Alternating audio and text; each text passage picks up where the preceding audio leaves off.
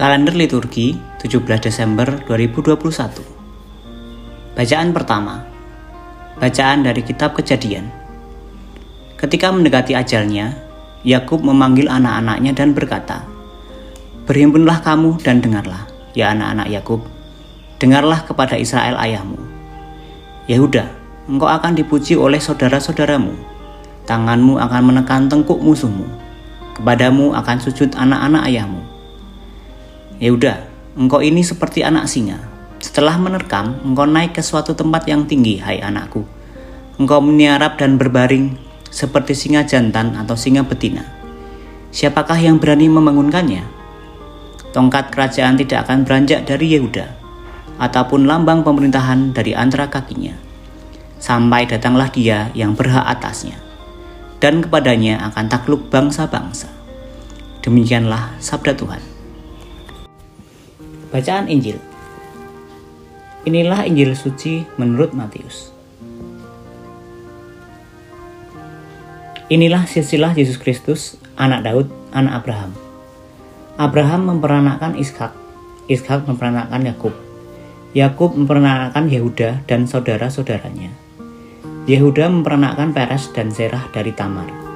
Peres memperanakkan Hezron, Hezron memperanakkan Ram, Ram memperanakkan Aminabab, Aminabab memperanakkan Nahashon, Nahashon memperanakkan Salmon, Salmon memperanakkan Boas dari Rahab, Boas memperanakkan Obed dari Rut, Obed memperanakkan Isai, Isai memperanakkan Raja Daud, Daud memperanakkan Salomo dari istri Uria, Salomo memperanakkan Rehabeam, Rehabeam memperanakkan Abia, Abia memperanakkan Asa, Asa memperanakkan Yosafat, Yosafat memperanakkan Yoram, Yoram memperanakkan Uzia, Uzia memperanakkan Yotam, Yotam memperanakkan Ahaz, Ahaz memperanakkan Hizkia, Hizkia memperanakkan Manasye, Manasye memperanakkan Amon, Amon memperanakkan Yosia, Yosia memperanakkan Yekonya dan saudara-saudaranya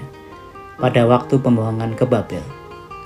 Sesudah pembuangan ke Babel, Yekonya memperanakkan Sealtiel, Sealtiel memperanakkan Zerubabel, Zerubabel memperanakkan Abihud, Abihud memperanakkan Eliakim, Eliakim memperanakkan Azor, Azor memperanakkan Zadok, Zadok memperanakkan Akim, Akim memperanakkan Eliud, Eliud memperanakkan Eleazar, Eleazar memperanakkan Mantan, Matan memperanakkan Yakub, Yakub memperanakkan Yusuf suami Maria, yang melahirkan Yesus yang disebut Kristus. Jadi, seluruhnya ada 14 keturunan dari Abraham sampai Daud, 14 keturunan dari Daud sampai pembuangan ke Babel, dan 14 keturunan dari pembuangan Babel sampai Kristus. Demikianlah sabda Tuhan. Kita mendengar silsilah Yesus Kristus. Hal yang menarik dicermati adalah ada 4 nama wanita yang bukan orang baik-baik.